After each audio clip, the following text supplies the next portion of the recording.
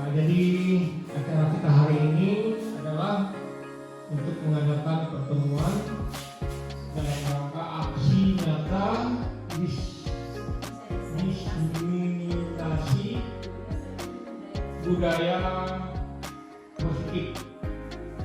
Jadi di SDN Negeri 03 Tempat pada hari ini kita akan mengadakan sedikit aksi nyata. Jadi kita lanjut ke acara awal yaitu gedung saya. Silakan Bu Rina.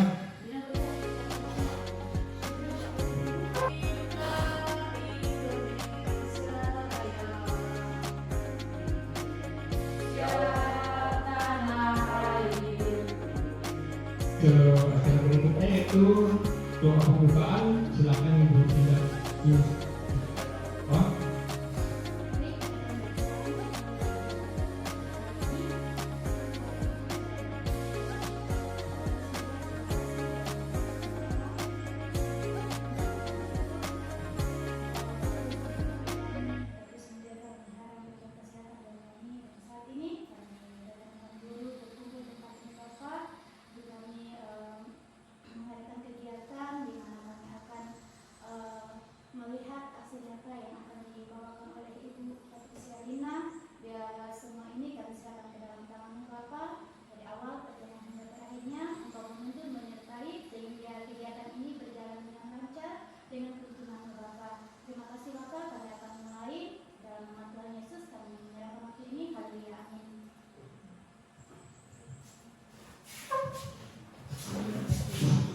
Baik, kita lanjut ke cara berikutnya yaitu sambutan dari Kepala SDN 03 Tempat.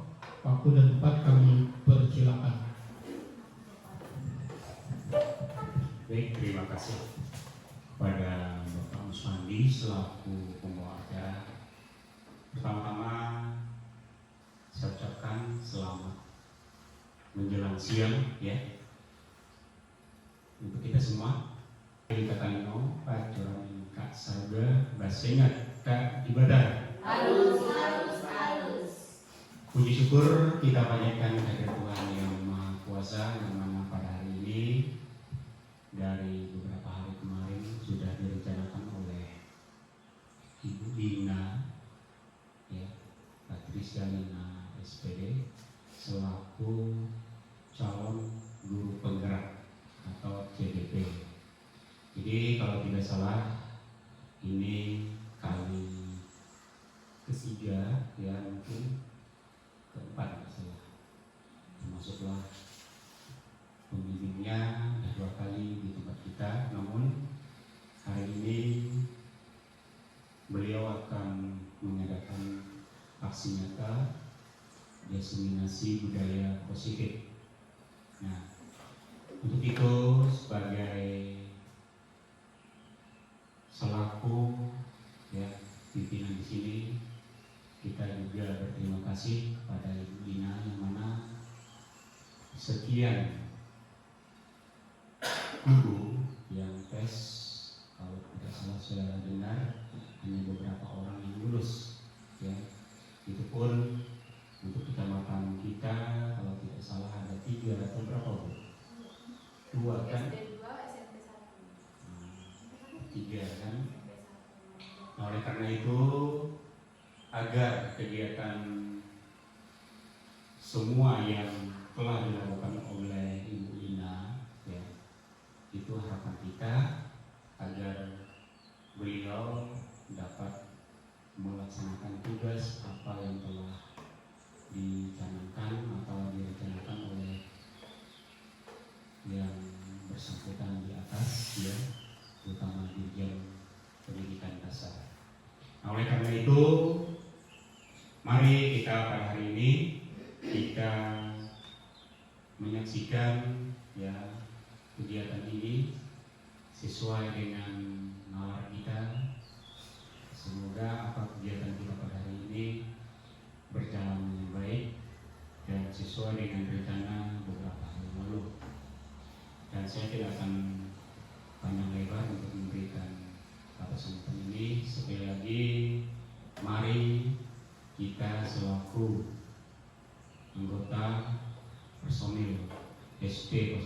Tempoak selalu mendukung kegiatan-kegiatan yang positif, terutama untuk kemajuan keprofesional guru itu sendiri dan khususnya untuk SD kita, yaitu SD 03 Tempoak, agar apa yang kita dapatkan melalui Ibu Patricia Lina ini menjadi pedoman, ya, menjadi wawasan bagi kita, bagi guru yang muda ini.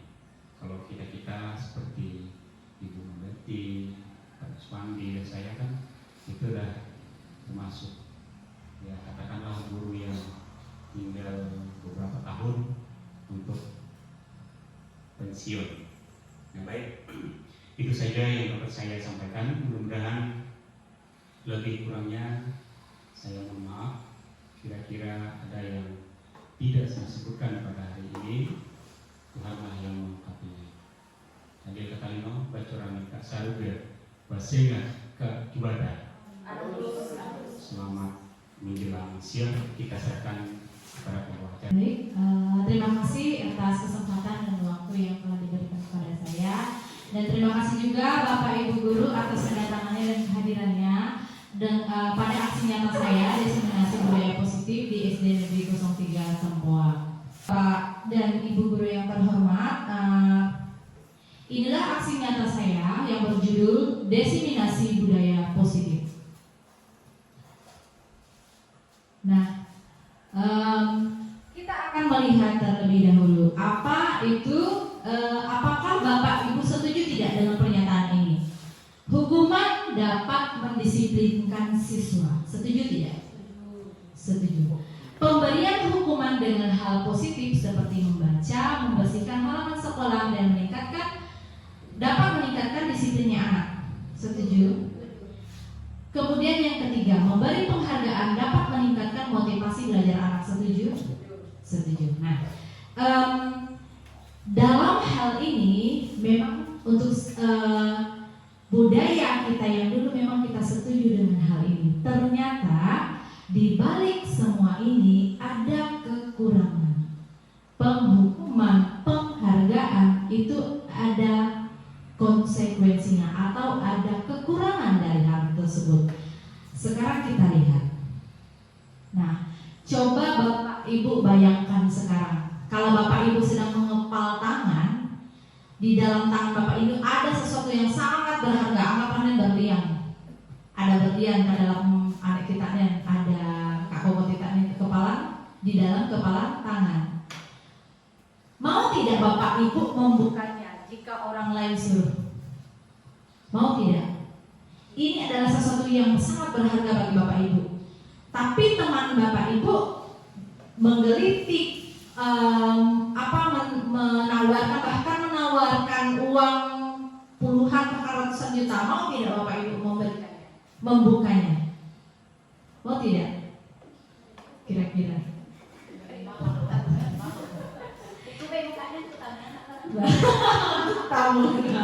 Iya, karena itu sesuatu yang berharga buat kita. Begitu juga dengan prinsip kita. Nah, apa itu prinsip kita maksudnya? Nah, mengapa kita tidak mau membuka tangan ini meskipun kita diiming-imingi sesuatu yang lebih besar? Lah kira-kira. Sendirilah yang punya kontrol terhadap tangan kita, bukan orang lain. Di babarola kita sendirilah yang punya kontrol untuk membuka atau menutup tangan kita. Nah, perubahan paradigma teori kontrol ini, yang pertama, ilustrasi guru mengontrol murid. Nah, apakah orang itu bisa dikontrol? Perilakunya apakah bisa dikontrol?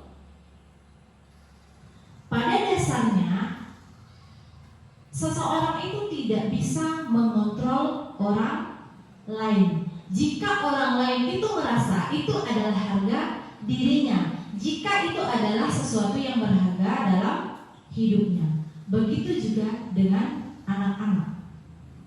Nah, contohnya bagaimana sih? Bingung kan? Contohnya bagaimana? Misalnya ketika anak melakukan kesalahan, nah, kita mengontrol anak tersebut. Kamu tidak boleh seperti itu. Mengapa kamu melakukan hal demikian? Kan seperti itu kan? Tapi ternyata di balik kesalahan yang ia perbuat itu ada sesuatu hal yang berharga yang ia jaga, yang ia pertahankan, entah itu harga dirinya, entah itu apa yang ada di dalam dirinya. Kita hanya melihat kesalahannya saja. Yang kedua, ilustrasi bahwa kritik membuat orang merasa bersalah dapat mengecilkan karakter. Nah, kritik itu mengarah pada kesalahan seseorang itu dapat membuat mengecilkan karakter mereka. Contohnya seperti apa? Kenapa kamu melakukan hal ini? Kamu ini sangat nakal.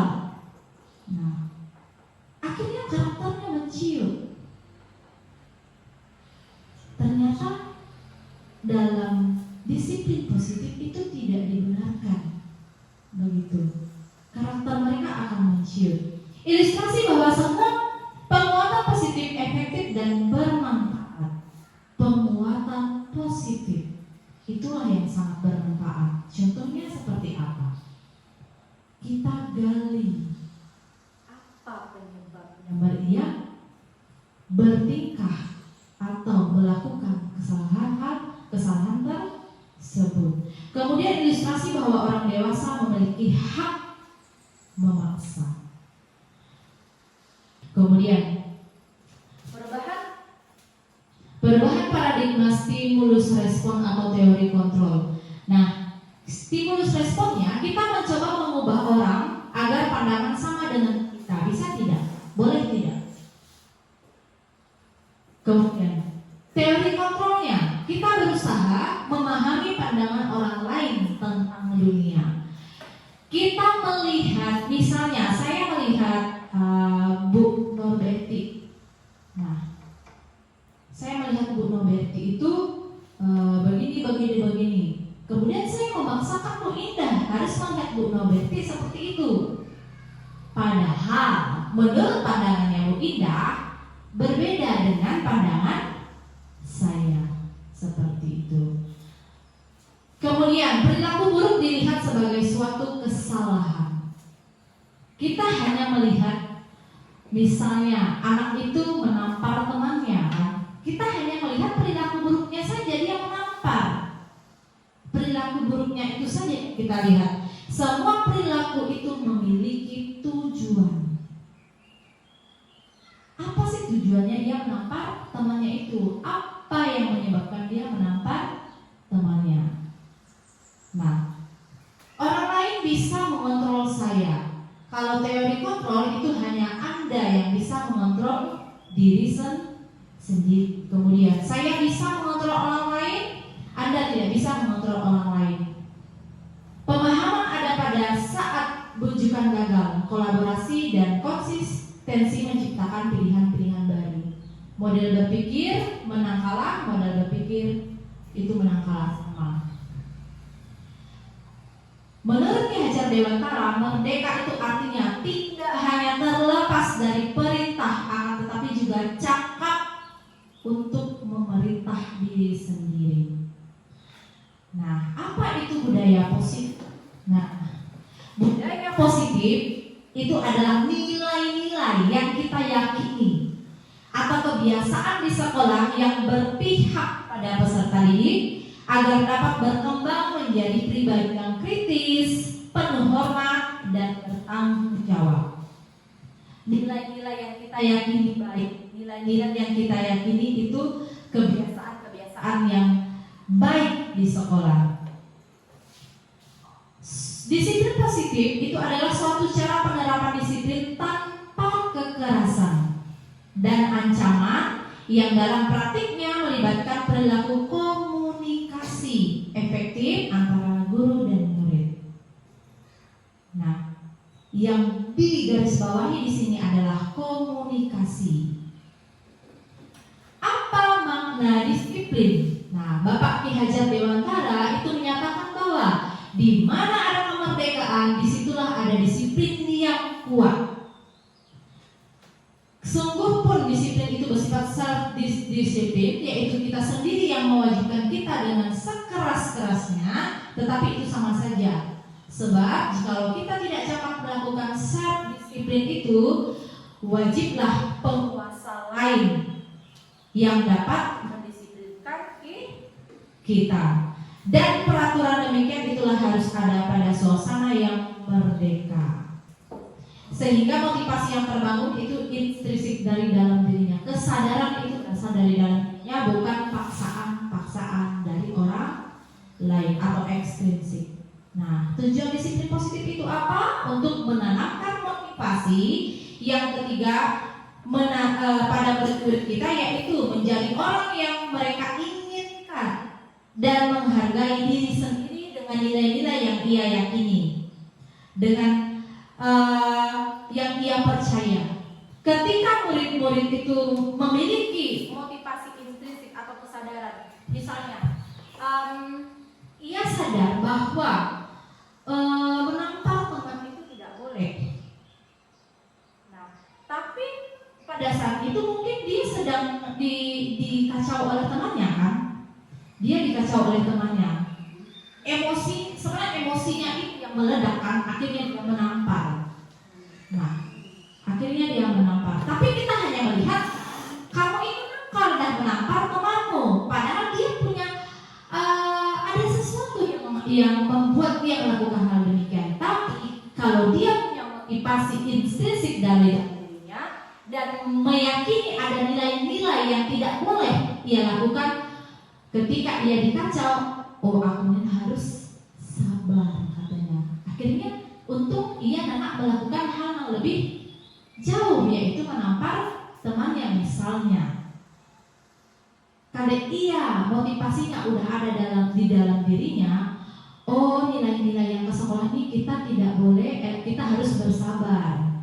Berarti ketika aku emosi, aku ingat main kekerasan. Nah, itulah yang mau dibangun. Disiplin positif yang itulah yang mau dibangun. Kemudian nilai-nilai kebajikan universal itu disepakati bersama. Nilai kebajikan itu sifat-sifat positif manusia yang merupakan tujuan mulia yang ingin dicapai setiap individu. Kemudian nilai kebajikan yang ingin dicapai adalah dicapai oleh setiap anak Indonesia yang kita kenal itu adalah nilai profil pelajar Pancasila. Berakhlak mulia, mandiri, kreatif, berkebinekaan global, gotong royong, dan bernalar kritis. Inilah nilai-nilai kebajikan universal yang digaungkan oleh Kementerian Kemendikbud yang harus dimiliki oleh pelajar Indonesia.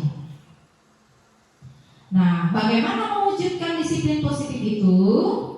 Nah, guru sebagai pamong dapat memberikan tuntutan agar anak dapat menemukan kemerdekaannya dalam belajar. Guru diharapkan memberikan nilai-nilai positif yang dibutuhkan untuk membentuk karakter pelajar Pancasila dengan memberikan contoh dan melakukan pembiasaan yang konsisten di sekolah. Pengembangan budaya positif dapat menumbuhkan motivasi intrinsik dari dalam diri untuk menjadi pribadi yang bertanggung jawab dan berbudi serta berpekerti luhur dan serta berakhlak mulia. Izin Bapak Kepala Sekolah, kemarin pada saat pendampingan kami juga sudah membahas tentang visi kita, dan puji Tuhan visi kita sudah sesuai dengan nilai profil Pancasila, dan kami sudah berdiskusi tentang program kemarin.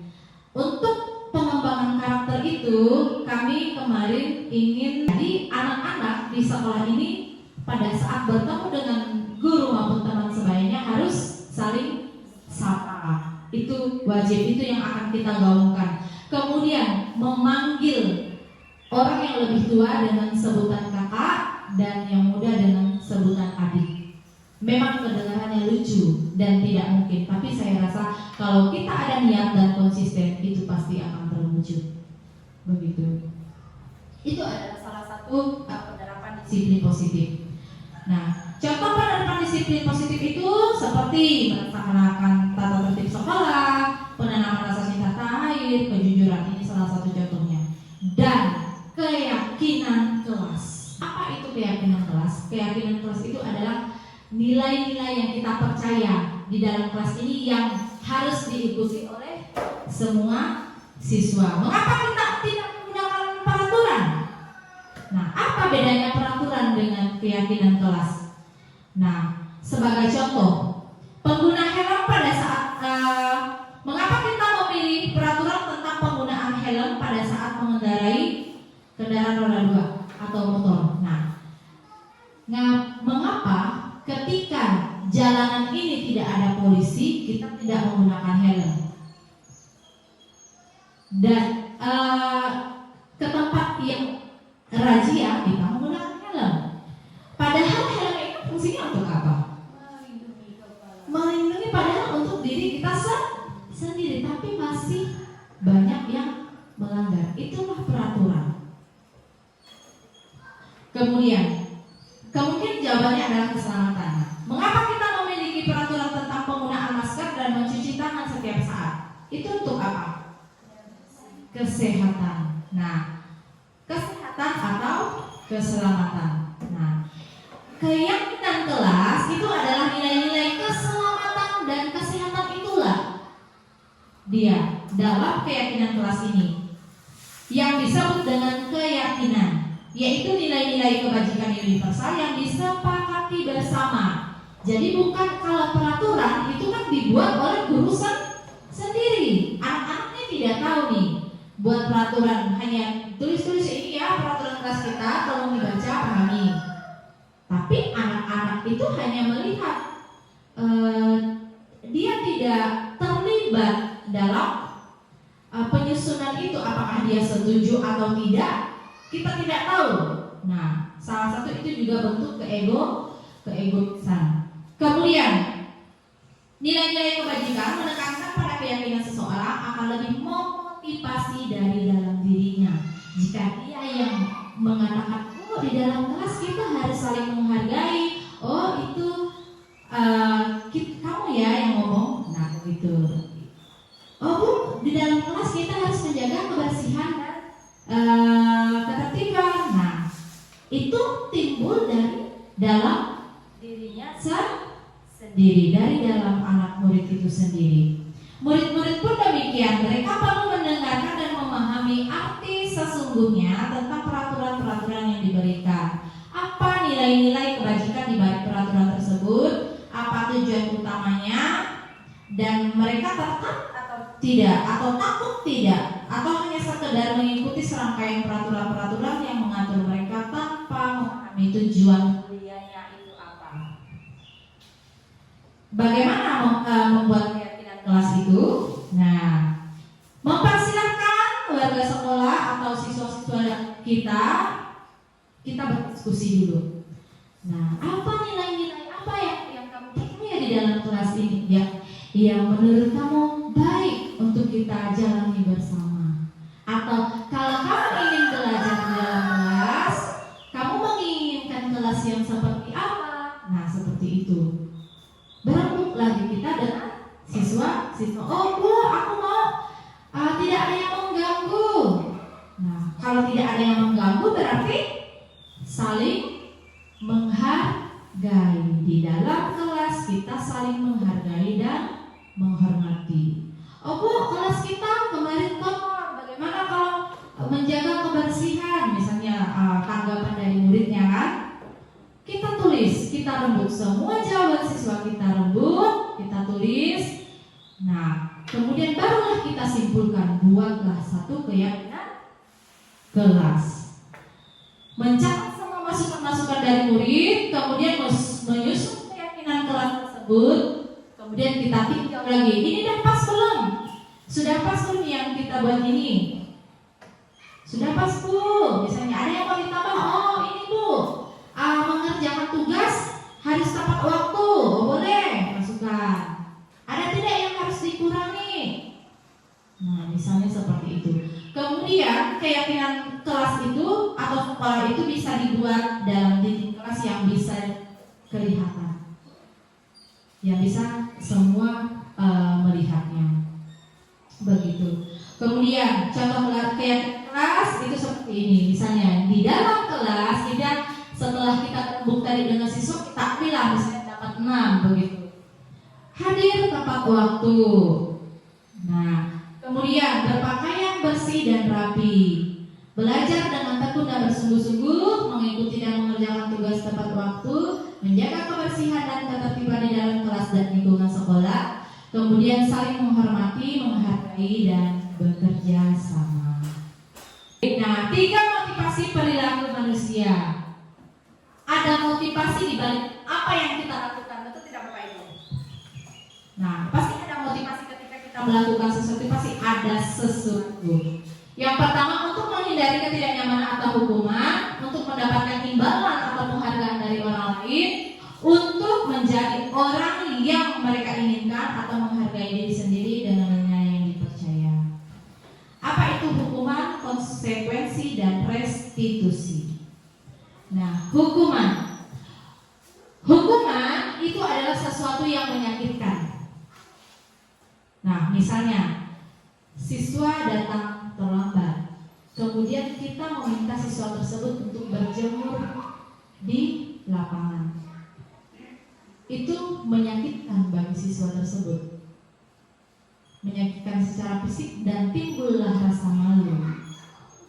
Kemudian apa itu konsekuensi? Konsekuensi itu sesuatu yang harus terjadi. Jadi dia tahu ketika dia terlambat, konsekuensinya dia tahu dia harus apa. Restitusi itu merupakan pilihan. Kita memberikan pilihan kepada siswa untuk memperbaiki dirinya sendiri. Hukuman itu tidak nyaman untuk murid, untuk jangka panjang bahkan jangka pendek. Kemudian konsekuensi itu tidak nyaman juga untuk jangka panjang atau jangka pendek. Kalau restitusi itu menguatkan murid dalam jangka panjang atau jangka pendek. Kemudian hukuman itu korban mendapatkan keadilan, konsekuensi korban itu bisa diabaikan, restitusi itu korban mendapatkan ganti. Hukuman itu murid akan tersakiti, konsekuensi murid akan dibuat tidak nyaman, restitusi murid akan mendapatkan penguatan. Hukuman itu perilaku pasif agresif meningkat, konsekuensi penguatan hanya bertahan dalam jangka pendek, kemudian restitusi itu masalah terpecahkan. Tuh. Hukuman itu sistem tidak akan berjalan bila murid tidak takut.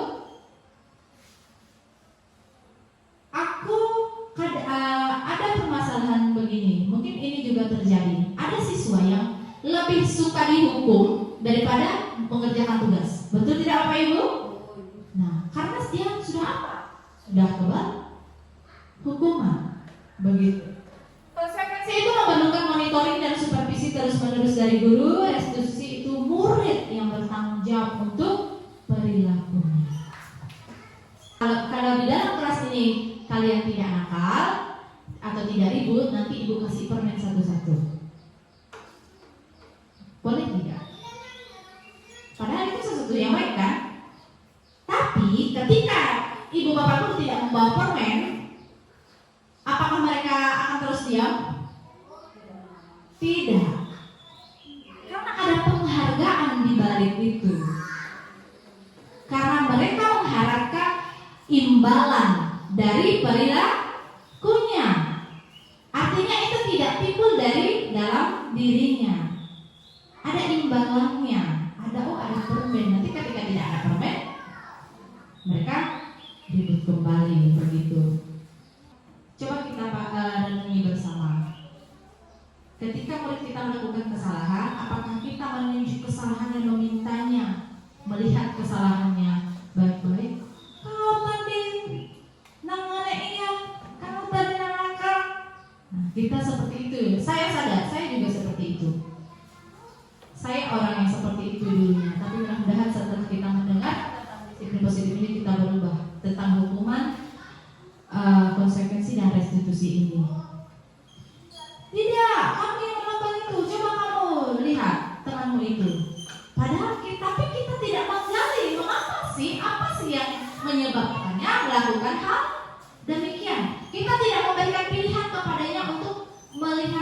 dirinya dan memperbaiki kesalahannya. Sekarang pokoknya kamu cuci WC. Nah, kita tidak memberikan pilihan kepada mereka, mengatakan kamu seharusnya tahu bagaimana kamu harus bertindak. Seperti kadang-kadang kita seperti itu, mengingatkan murid akan kesalahan yang sama pada waktu sebelumnya. Kemudian, kenapa kamu melakukan sesuatu yang seharusnya tidak kamu lakukan? Nah, kadang-kadang seperti itu. Apa dasar tindakan mereka itu? Apa sih yang saya sebut tadi? Apa sih yang menyebabkan mereka seperti itu? Itu bisa jadi kebutuhan dasar mereka itu tidak terpenuhi. Apa kebutuhan dasar manusia itu? Ada 5. Kebutuhan bertahan hidup, cinta dan kasih sayang, kebebasan, kesenangan dan kekuasaan. Ada di antara ini yang tidak terpenuhi sehingga mereka melakukan hal demikian. Misalnya, ada seorang siswa di dalam kelas kita tidur. Bahasa dia rapi-rapi, tidur, tidak memperhatikan, kan? Tapi kita langsung tanya, kamu tidur, cuci mukanya malam. Nah, misalnya seperti itu kan? Ayo dong, perhatikan di buku depan. Kita tidak menanyakan dulu apa sih penyebabnya. Ternyata mungkin penyebabnya itu dia sedang lapar karena belum sarapan. Ada kebutuhan bertahan hidup yang tidak terpenuhi. Begitu. Nah, apakah ada cara yang baik? Restitusi itu adalah sebuah cara menanamkan disiplin positif pada murid. Restitusi adalah proses menciptakan kondisi bagi murid untuk memperbaiki kesalahan mereka sehingga mereka bisa kembali ke kelompoknya dengan karakter yang lebih kuat. Restitusi membantu murid lebih memiliki tujuan, disiplin positif dan memulihkan dirinya setelah berbuat salah. Penekanannya bukan pada bagaimana berperilaku menyenangkan orang lain atau menghindari ketidaknyamanan, namun tujuannya adalah menjadi orang yang menghargai nilai-nilai kebajikan yang mereka percaya. Atau kita sebut dengan belajar tentang teori kontrol, bahwa pada dasarnya kita memiliki motivasi intrinsik. Ngantuk Bapak Ibu? Apakah kita mau bernyanyi? Baik, silakan berdiri dulu kalau redo. Baik, berdiri dulu Bapak Ibu. Berdiri.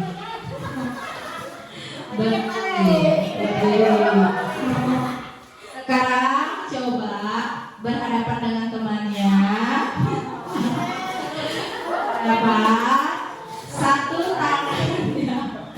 Satu tangannya begini. Tangan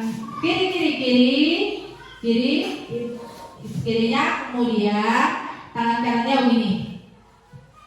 Ke tangan temannya, ya betul, begitu. Betul, letakkan jarinya ke tangan temannya. Kalau saya sebut bakso, ya, nanti diambil tangan temannya, tangan yang satu berusaha melepaskan, tangan satu berusaha mengambil tangan temannya, jari temannya. Wah, iya. Oke, satu, coba dulu ya. 1, 2,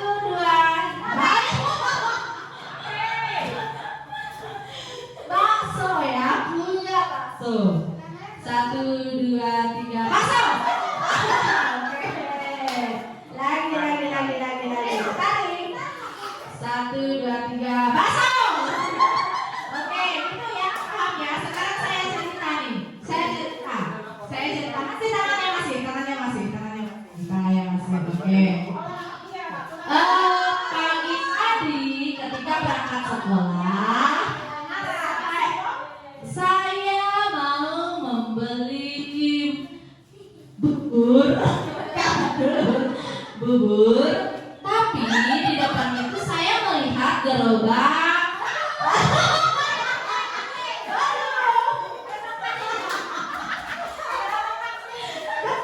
Iya, saya melihat gerobak bakso.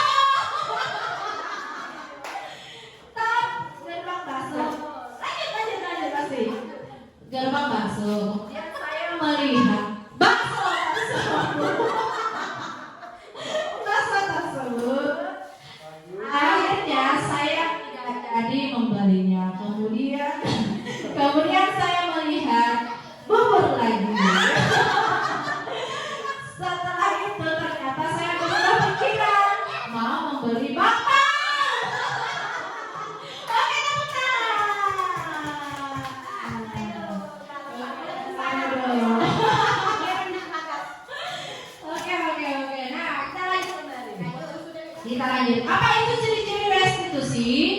Restitusi itu bukan untuk menebus kesalahan, namun untuk belajar dari kesalahan, memperbaiki hubungan, tawaran, bukan paksaan. Restitusi itu menuntun kita melihat ke dalam diri. Restitusi mencari kebutuhan dasar yang mendasari tindakan. Restitusi itu adalah cara paling baik berfokus pada karakter bukan tindakan, dan fokus pada solusi serta mengembalikan murid yang berbuat salah pada kelompoknya. Nah, bagaimana langkah segitiga restitusi? Yang pertama, kita harus menstabilkan identitasnya dulu. Kita tanya dulu. Setelah itu memvalidasi tindakan yang salah. Mengapa kamu melakukan hal tersebut? Nah, nanti ada videonya. Kemudian menanyakan keyakinan. Kira-kira apa tindakan kamu untuk memperbaiki kesalahanmu? Kemudian 5 posisi kontrol. Apakah kita seorang penghukum, pembuat rasa bersalah, teman, pemantau, atau manajer? Pertama, menstabilkan identitas. Guru berkata, berbuat salah itu hal yang manusiawi. Tidak ada manusia yang sempurna. Bapak Ibu juga pernah berbuat salah. Kita pasti bisa menyelesaikan masalah ini. Itu menstabilkan identitas. Kemudian Bapak Ibu tertarik untuk mencari tahu.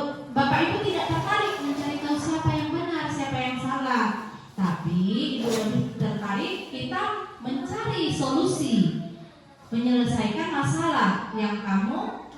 Dan kalau kamu menyalahkan dirimu sendiri terus-menerus, apakah kamu bersikap baik pada dirimu sendiri? Nah, pertanyaan-pertanyaan seperti ini yang bisa kita gali kepada siswa. Untuk apa? Untuk membuat anak yang merasa gagal karena berbuat salah menjadi positif dari dalam dirinya. Kemudian validasi kebutuhan. Kita bisa berkata, kamu bisa saja melakukan hal yang lebih buruk.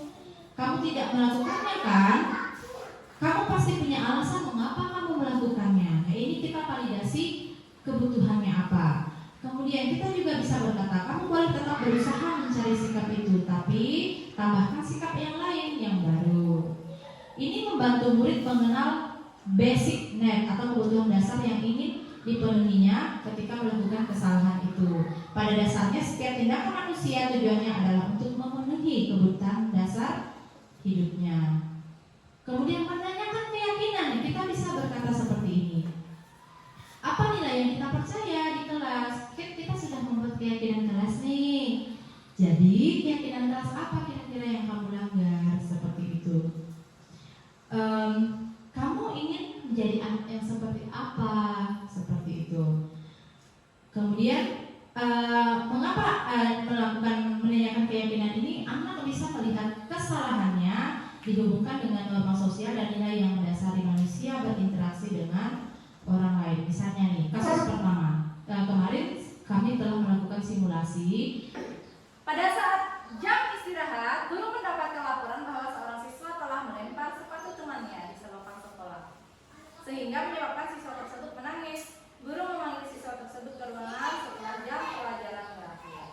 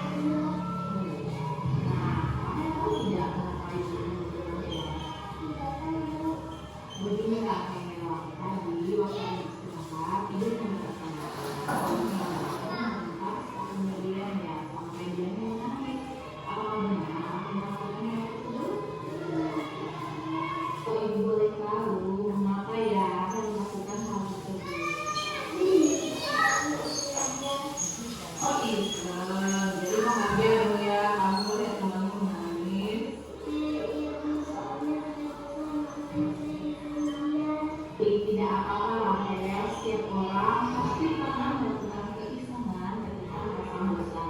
Ibu pun kadang-kadang suka bosan, itu dia pun melakukan hal yang konyol. Tapi untungnya kamu tidak melakukan keisengan yang berparah ya. Iya Bu, untuk saya tidak bisa melakukan sesuatunya. Kalau jauh berarti masih sama kan dan bosan. Benar Rahel, tentu keisengan itu tidak menyebabkan kerusakan pada sepatu kamu. Tapi coba kamu pikirkan kembali. Tindakan itu sesuai tidak dengan keyakinan kemasukan dan sifat kamu. Tapi saya menggunakannya bukan dengan suka yang suka Islam. Saya merasa mungkin saat itu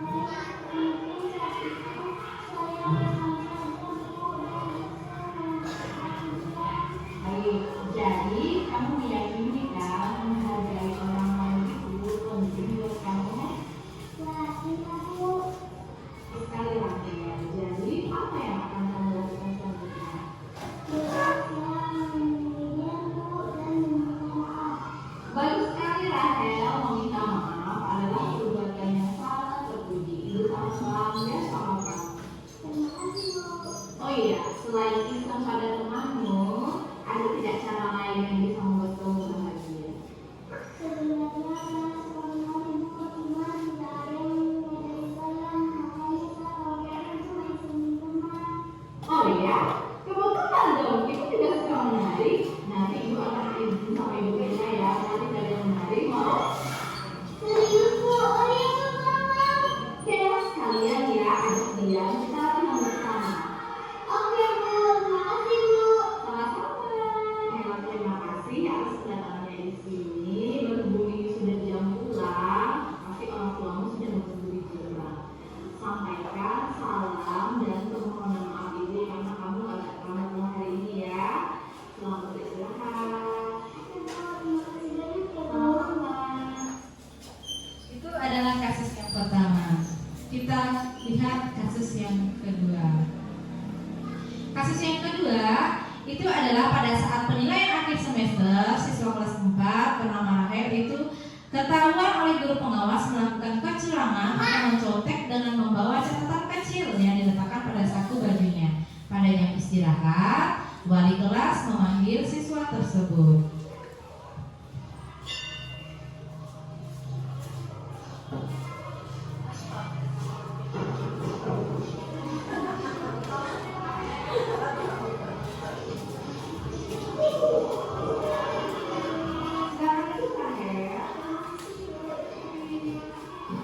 Rahel tahu tidak mengapa Islam di sini?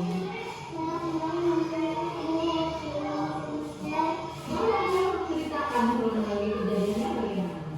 Ya Bu, sebelumnya saya membawa catatan kecil sehingga ketahuan oleh pengawas. Rahel, ibu yakin karena sih punya alasan bahwa kamu melakukan hal tersebut. Tidak ada sesuatu yang sempurna.